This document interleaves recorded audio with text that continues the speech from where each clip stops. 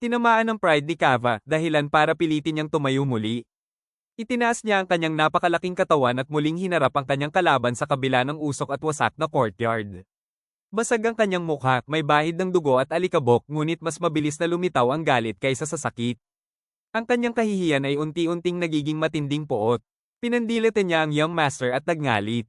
"Don't push your luck, you little maggot." Sa desperadong pagtatangka na makabawi, muling pinakawala ni Kava ang kanyang kapangyarihan. Uminit at kumislap ang madilim na enerhiya sa paligid ng kanyang sugatang braso habang pilit niyang pinapalakas o binubuo muli ang kanyang wasak na laman. Ngunit walang kahit anong reaksyon ng young master. Nakatayo lang siya ng mahinahon, nakatingin sa halimaw ng walang takot o pag-aalinlangan. Sa likod ng kanyang maskara, malamig, tahimik, at ganap na hindi naapektuhan ang kanyang ekspresyon. Nanatiling nakatayo si Light habang mahigpit na hawak ang kanyang staff, mahinahong sinusuri ang sitwasyon na para bang isa lamang itong kalkulasyon. Sa kanyang isipan, malinaw ang obserbasyon dahil flesh zombie si Kava, tila wala itong nararamdamang sakit kahit pawasakin ang kanyang braso. Sa kabilang banda, unti-unting bumalik ang kumpiyansa ng halimaw. Mula sa gitna ng usok, biglang gumuhit ang isang malawak at halos masayang ngiti sa mukha ni Kava. Sa kanyang isipan, nagsimulang buuin ang isang paliwanag na magliligtas sa kanyang ego. Napagpasyahan niyang hindi ito purong lakas ng kalaban. Isang kagamitan, isang artifact, isang uri ng magic weapon. Iyon lang ang tanging lohikal na sagot sa kanyang isip. Alam niya na ang ganitong uri ng enhancement ang tanging makakapagpaliwanag kung paano nagawang talunin ng Young Master ang commander ng White Knights, isang mandirigmang nasa humigit kumulang level 3,000 hanggang 4,000. Sa kanyang pananaw, malinaw na ngayon ang lahat. Hindi kayang tapatan ng isang bata ang isang level 5,000 nang walang tulong. At ang tulong na iyon ang dahilan kung bakit kaya siyang labanan ng kalaban na nasa harap niya ngayon. Nawala ang dating yabang sa mukha ni Kava at napalitan ng malamig at kalkuladong ekspresyon. Inamin niya na plano sana niyang buhay na mahuli si Light, ngunit hindi na siya maaaring mag-aksaya pa ng oras. Masyadong delikado ang posibilidad na makatakas sa mga kalaban. Muli niyang itinag ang kanyang mga braso, at ang kanyang nabalik na kamao ay unti-unting naging matigas na parang magaspang na bato. Ipinakita niya ang kanyang huling baraha. Sa pagkakataong iyon, ipinaliwanag niya ang isang mapanganib na katotohanan, ang kapangyarihang ito ay hindi kailanman ginagamit ng walang kapalit. Sa tuwing ilalabas niya ito, ang kahihinatnan ay iisa lamang, kamatayan ng kanyang kalaban. Isang lebel ng lakas na sinasadya niyang iwasan hanggang ngayon. Sa kabila ng pahayag na iyon, nanatiling tahimik ang paligid. Nakatingin lamang si Light sa kanya, walang reaksyon, habang patuloy na binabasa ang kilos ng halimaw. Ngunit para kay Kava, sapat na ang kanyang desisyon. Dahan-dahang gumuhit ang isang malawak at nakakatakot na ngiti sa kanyang mukha, puno ng matutulis na ngipin. Sa wakas, inilabas ni Kava ang buong lakas ng kanyang trump card. Sumabog ang madilim na enerhiya mula sa kanyang katawan habang umuuga ang hangin at nabibitak ang lupa sa ilalim ng kanyang mga paa, kumalat ang nakakasakal na presensya sa buong battlefield. Ang kanyang mukha ay nagbago sa isang nakakatakot na ngiti, malapad, puno ng dugo at galit, at may halong kasiyahan ng isang halimaw na handang lumamo ng biktima. Handa na siyang tuluyang durugin ang kanyang kalaban. Ngunit nanatiling hindi gumagalaw si Light. Walang takot, walang pag-aatubili pero nanlaki ang kanyang mga mata sa nakita. Dito ay tuluyan ng lumabas ang matutulis na tila mga spike sa buong katawan ni Kava. Sa gitna ng umiikot na alikabok at naglalagablab na enerhiya, nakatayo ang ganap ng nagbagong anyo na level 5,000 flesh zombie. Ang kanyang dambuhalang katawan ay nababalutan ng purplish na kaliskis at matutulis na itim na tinik na tila korona at sandata na sabay. Sa bawat galaw niya, ramdam ang mabigat na presensya ng isang nilalang na lampas sa normal na pag-unawa. Habang dinadama niya ang muling pagsirit ng kanyang kapangyarihan, unti-unting bumalik ang kanyang kumpiyansa at mayabang na pag-iisip. Dahan-dahan siyang tumingin pababa kay Light. Isang malupit at mapanuyang ngiti ang gumuhit sa kanyang mukha. Punong-puno ng katiyakan na siya na ang nananalo, muli siyang nagsalita, may halong pang-aalipusta at kumpiyansa, na para bang tapos na ang laban bago pa man ito tunay na matapos. Pinagmasdan ni Light ang misty battlefield habang mahigpit na hawak ang kanyang staff. Tahimik niyang inaaral ang mga matutulis na tinik na bumabalot sa katawan ni Kava.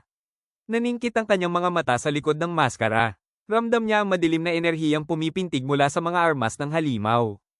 Isang malamig na realization ang pumasok sa kanyang isipan. Cursed weapons. Sa kabilang banda, lalo pang lumawak ang mapanuksong ngiti ni Kava.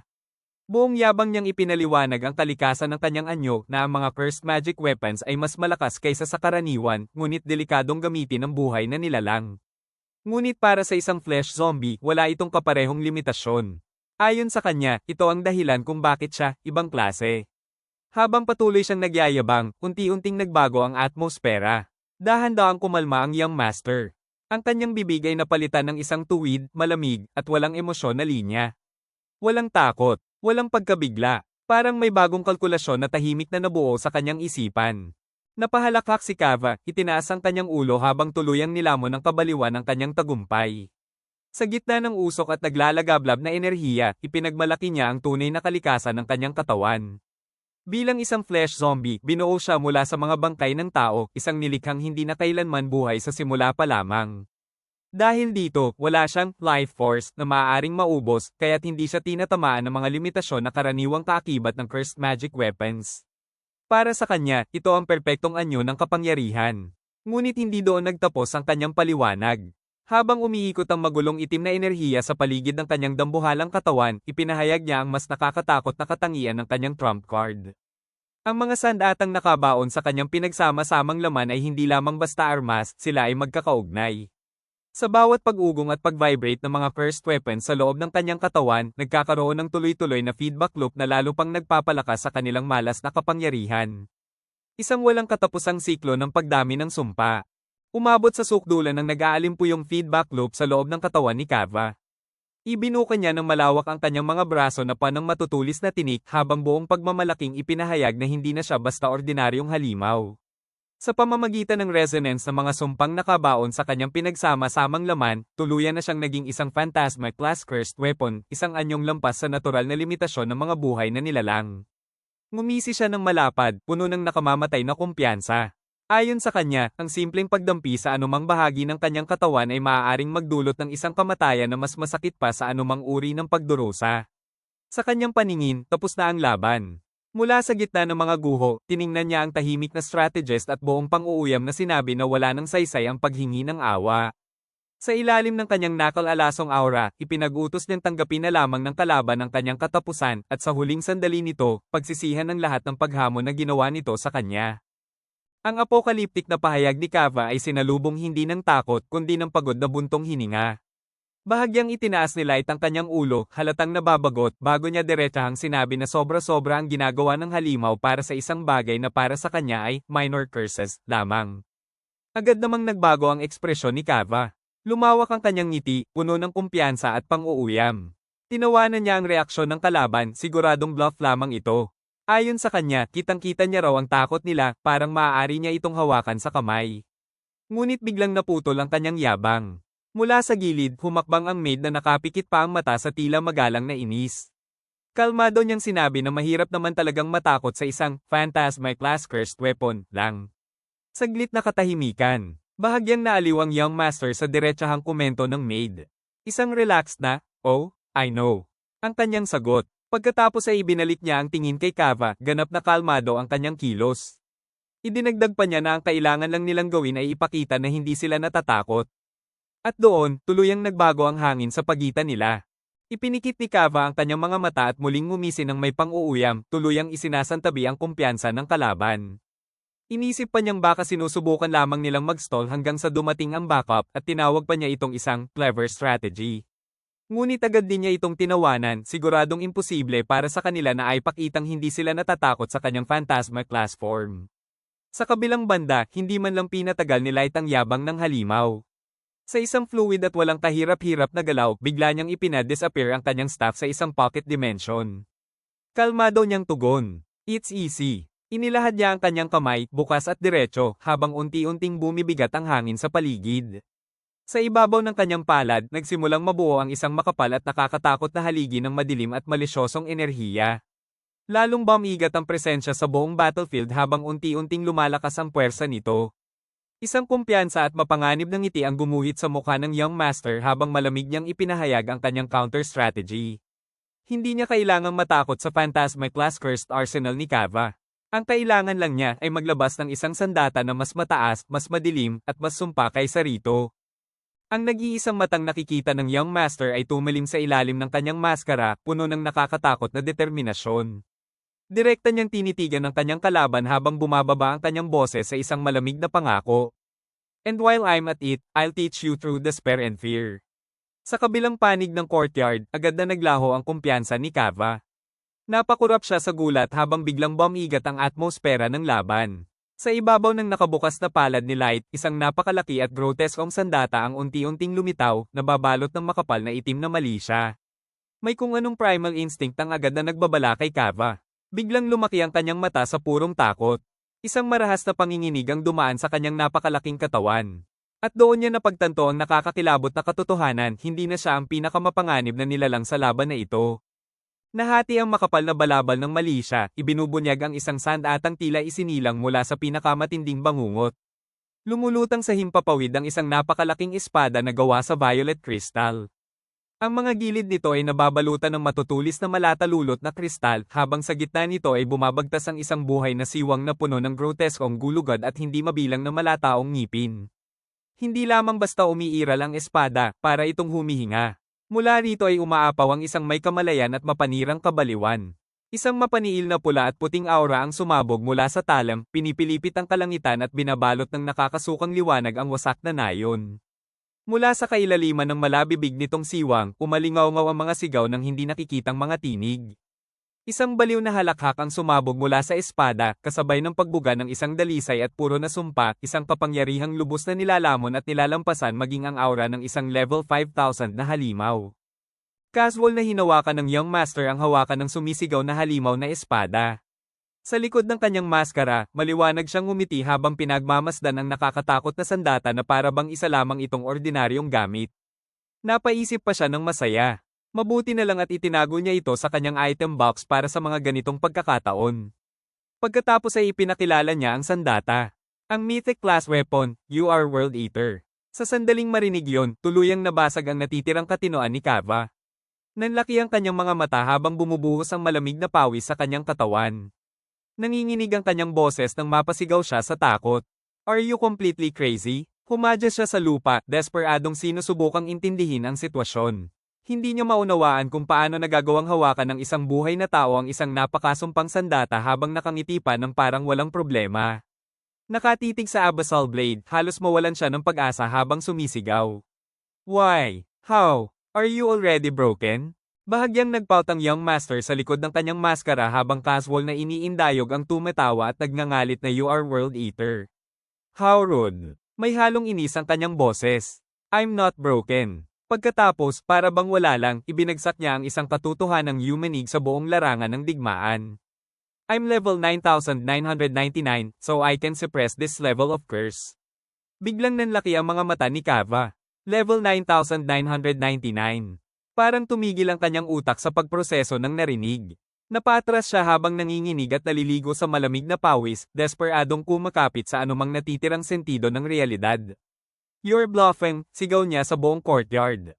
I know you're bluffing. Agad niyang itinuro ang strategist, pilit kinukumbinsi ang sarili. My appraisal clearly said you're only level 1,000. Tumitig si Light sa kanyang nagpapanik na kalaban, malamig at malinaw ang kanyang tingin. Isang kumpiyansang ngiti ang sumilay sa nakikitang bahagi ng kanyang mukha habang walang kahirap-hirap niyang ibinunyag ang kanyang plano. I disguised my level to lure you in. Para itong direktang suntok sa isip ni Kava. Napigil ang kanyang hininga habang tuluyang nababasag ang anumang natitirang pag-asa sa kanyang isipan. Nakaluhod pa rin sa mabatong lupa, ang higanteng halimaw ay tuluyang nalugmok sa desperasyon. Samantala, dahan-daang naglakad pasulong ang Young Master, casual na nakahawak sa You Are World Eater sa kanyang tagiliran. You're lying. Ulit na sigaw ni Kava habang umalingaw ang kanyang boses sa buong courtyard. Nanginginig niyang itinuro si Light. That sword, that curse, it's all a bluff. It has to be. Ngunit kahit siya mismo, hindi na niya mapaniwala ang sarili niyang mga salita. Tumingin si Light sa kanyang wasak na kalaban ng may ganap na kumpiyansa. Isang masayang ngiti ang nakaguhit sa kanyang mukha habang casual niyang hawak ang napakalaking You Are World Eater sa kanyang tagiliran. Pagkatapos, bahagya niyang ikinumpas ang kanyang kamay. Test it out and you'll find out whether I'm bluffing, won't you? Ang simpleng hamon na iyon ang tuluyang sumaire sa natitirang katinoan ni Kava. Bumuhos ang malamig na pawis sa kanyang mukha habang nanginginig siya sa galit at takot. Kitang-kita niya ang napakalawak na agwat ng kanilang kapangyarihan. Na-corner si Kava ng sarili niyang psychological collapse, kaya't ang survival instincts niya ay nauwi sa desperadong, murderous panic.